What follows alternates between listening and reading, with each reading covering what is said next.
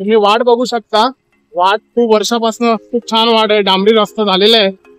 आणि मी पहिला तुम्हाला चर्च दाखवतो आणि त्यानंतर जी बेसिकली पांडवकालीन विहीर पण बोललं जातं किंवा आम्ही त्याला जुळ्यांची विहीर किंवा ट्विन्स विहीर पण म्हणतो, ती पण दाखवतो। त्यानंतर मित्रांनो चर्च दाखवण्याचा प्रयत्न करतोय, फार सुंदर चर्च आहे आणि इन्फॉर्मेशन पण आतमध्ये लिहिलेली आहे।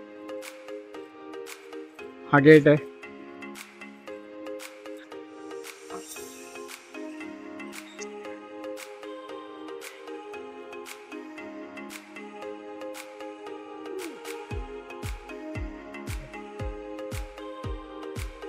चर्च बघूया आपण, सध्या बंद आहे।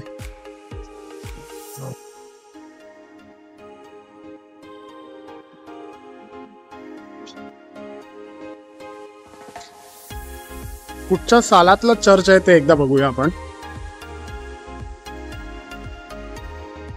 1688 1688 सालामधलं चर्च आहे आणि रिबिल्ड केलंय त्याला 2017। As it is same building होती ज्यावेळी पण आम्ही बघतोय तसं, sorry as it is same church होतं ज्यावेळी पण लहानापासून आम्ही बघतोय तसंच सेम चर्च आहे। 1688 मध्ये बांधलेलं आहे। आजूबाजूचा परिसर पण फार छान आहे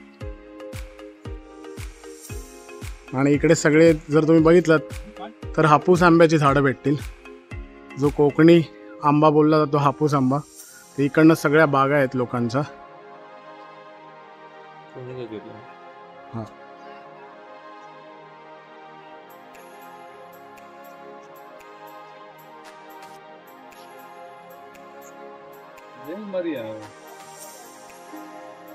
मित्रांनो इथे एक घंटा दिसते, तुम्ही घंटा बघू शकता। ही घंटा सकाळी 6, दुपारी 12, संध्याकाळी 6 आणि रात्री 9 ह्यावेळी वाजवली जाते आणि खूप वर्षापासून परंपरा आहे। किंवा ख्रिश्चन धर्मियामध्ये कोणाचा मृत्यू जर झाला असल्यास तर ही घंटा पुन्हा वाजवली जाते।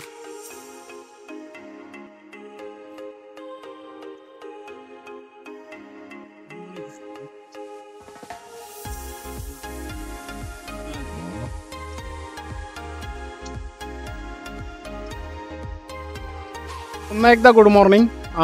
आज मी तुम्हाला दाखवणार आहे, कदाचित तुम्हाला दिसत असेल की बाबा हा का झाड का दाखवतो, तर हे बेसिकली पिंपळाचं झाड आहे आणि पिंपळाचं झाड ही ॲक्च्युली विहीर आहे। ही विहीर मराठीमध्ये याला जुळी विहीर बोलतात किंवा इंग्लिशमध्ये ट्विन्स वेल। आणि याचा जर इतिहास बघायला गेलात तर इतिहास असा आहे की ही जवळपास पांडवकालीन विहीर आहे। ठीक आहे, तुम्ही म्हणाल कुठे आहे बाबा विहीर, पण विहीर आहे आणि सिमेंट, आता त्याला सिमेंट कॉन्क्रीट करून प्रॉपर बनवलेली पण आहे आणि ही पांडवकालीन विहीर आहे। खूप जुना इतिहास आहे, तुम्ही पाहू शकता। पाणी पण आहे याच्यामध्ये, हे बघा, म्हणजे हा विहिरीचा एक पार्ट झाला आणि त्याच्या मध्यभागी हे जे बांधकाम केलेलं आहे त्यामुळे हे ट्विन्स झाले, इकडे एक आणि इकडे एक, आणि इथे मधोमध झाडं आलेली आहेत। काटेरी झाडं पण आहेत आणि पिंपळाचं झाड पण आहे आणि ह्याचं पाणी यूज केलं जातं, फक्त शेतकरी लोक यूज करतात इकडची भात शेती म्हणा किंवा बाकीच्या ज्या पालेभाज्या वगैरे त्यासाठी याचा यूज केला जातो।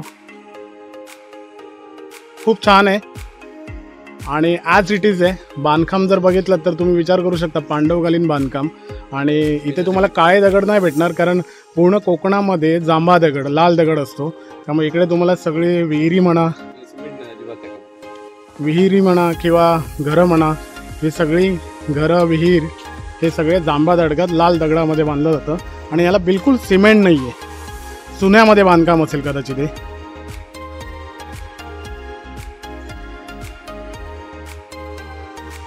मी जवळपास 20-22 वर्षानंतर आलो असेल किंवा त्याच्या पण पलीकडे। मला नाही वाटत ह्या 15-20 वर्षामधली जी मुलं असतील त्यांना पण याचा काही इतिहास किंवा त्यांनी पण बघितली नसेल, कारण एकतर दुरून आल्यानंतर तुम्हाला कळतच नाही की विहीर आहे अशी, कारण पूर्ण झाडी वगैरे आलेली आहे, पण पाणी यूज होतंय मात्र शेतीसाठी। आणि कुंपण टाकल्यामुळे जनावरं वगैरे पडण्याचे पण चान्सेस रेअर आहेत।